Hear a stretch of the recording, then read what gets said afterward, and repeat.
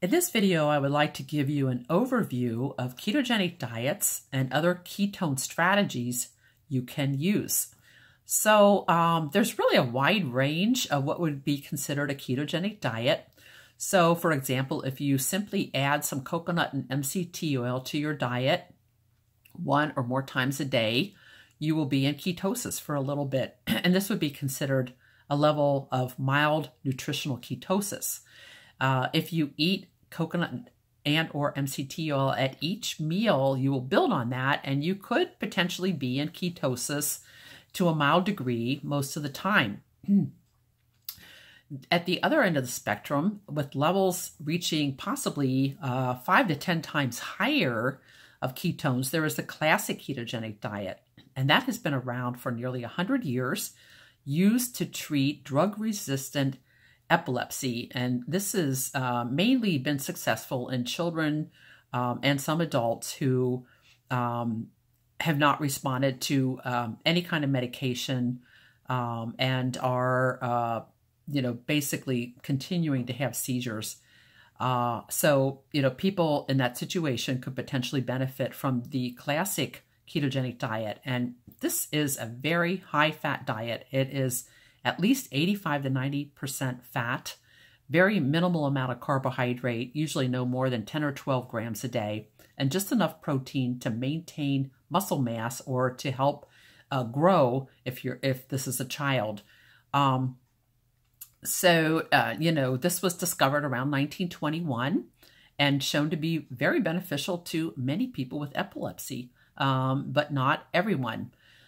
So there are diets that could be considered ketogenic diets that are somewhere in between the level that's considered mild nutritional ketosis and the strictest form of the ketogenic diet. The strictest form is also potentially helpful to people that have cancer. And this is because most cancer cells use glucose as their fuel and cannot use ketones. Although some cancer cells eventually adapt to that, to being able to use ketones. Most of them do not in the beginning. And using a ketogenic diet could help shrink and possibly even eliminate the cancer, especially if used in conjunction with standard of care treatments. This has been shown in animal studies, and there have been case reports, anecdotal reports of people that have responded in this way who have even aggressive cancers such as glioblastoma, and human studies are underway, clinical trials combining ketogenic diet with standard of care treatments. So hopefully we'll get some news on that soon. But the strictest form requires scrupulous measuring and weighing and calculation of the exact ratios of fat, protein, and carbohydrate to eat. And if you deviate from that, even in a single meal, by eating a high-carb meal, such as birthday cake, for example, you will potentially blow right out of ketosis, and people who have seizures will often have a seizure if they deviate from the diet in that way. So if you're doing this for a very important medical condition, it's important to stay religiously on the diet. So if you're more interested in potentially losing weight on the diet, you could consider a more moderate form of the diet where you reduce your carbohydrate to 50 grams or less a day and increase the amount of healthier fats that you're eating. And also, continuing to eat enough protein to maintain your muscle mass. So for most people, that would be about 0.5 gram per pound that they weigh, which is 1 gram per kilogram that they weigh. And, starting at that level, and many people will be able to lose weight at that level. You may need to also control your overall total calories for the day. And where you start with that will depend a whole lot on where your weight is when you start out. As time goes on, you may have to reduce the total number of calories you are eating in a day to continue to lose weight. People who are type 2 diabetics could benefit from dropping the carbohydrate level to about 20 to 25 grams per day and increasing the fat even more. And this could potentially help you reduce the amount of medication and insulin that you are taking. The blood sugars tend to drop fairly quickly when you start a ketogenic diet like this. So it's very important to get your doctor involved and to very closely monitor your blood sugar, because you may need to adjust medications or even eliminate medications or insulin within the first few weeks, even the first few days. So there's really a wide range of ketogenic diets. A lot depends on what you are aiming for.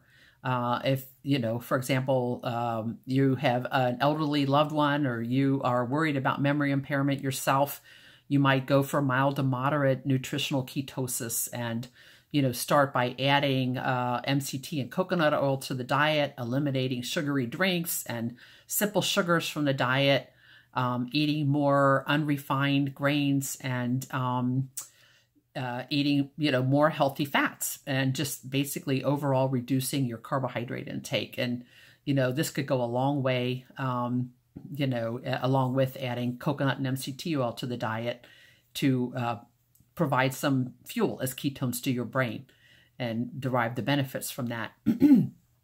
A couple of other strategies are overnight fasting, or other types of fasting. But with an overnight fast, if you don't eat for 10 to 14 hours, you tend to use up the glucose that's stored in your liver. And then you will start breaking down a little bit of fat, and you will increase your ketone level. And if you follow that with a breakfast that is only fats, for example, putting coconut and or MCT oil in your coffee or tea, and then waiting a few more hours to eat, you can build on that and possibly get your ketone level a little higher to start off your day.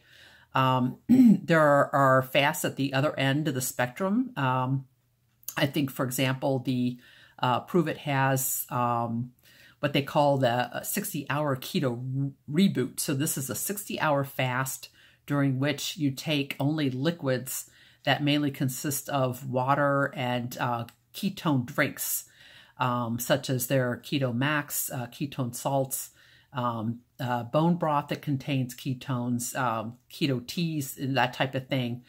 And it's surprising, I have done this myself, and it's surprising at how little hunger you might experience during that time. And but it can help quickly get you into ketosis, and then you can follow that up with a ketogenic diet. So that's actually kind of one strategy to get started, with the keto lifestyle, potentially using a fast. Exercise can help increase your ketones. Engaging in vigorous exercise for 40 minutes or so can increase your ketone levels and can triple the ketone uptake to your brain. Now, this probably won't happen if you, and there are studies showing this, if you eat a high carbohydrate meal before you engage in exercise, you probably will not go into ketosis at all. So that's important to know. Avoid eating carbs right before you exercise if you want to get into ketosis. Drinking ketone salts, for example, that I mentioned, that come from the Prove It company, for example, drinking a ketone ester. Those are supplements that can quickly boost your ketone levels, but it's temporary. It lasts for several hours, but could be used in conjunction with a ketogenic diet to help get you to higher levels of ketosis, at least temporarily. So these are all, the various strategies that you can use. Even caffeine can bump your ketone level up a little bit. And if you are considering this for a child, an elderly person, someone who has any medical condition, I strongly advise that you get your doctor involved to help monitor the person.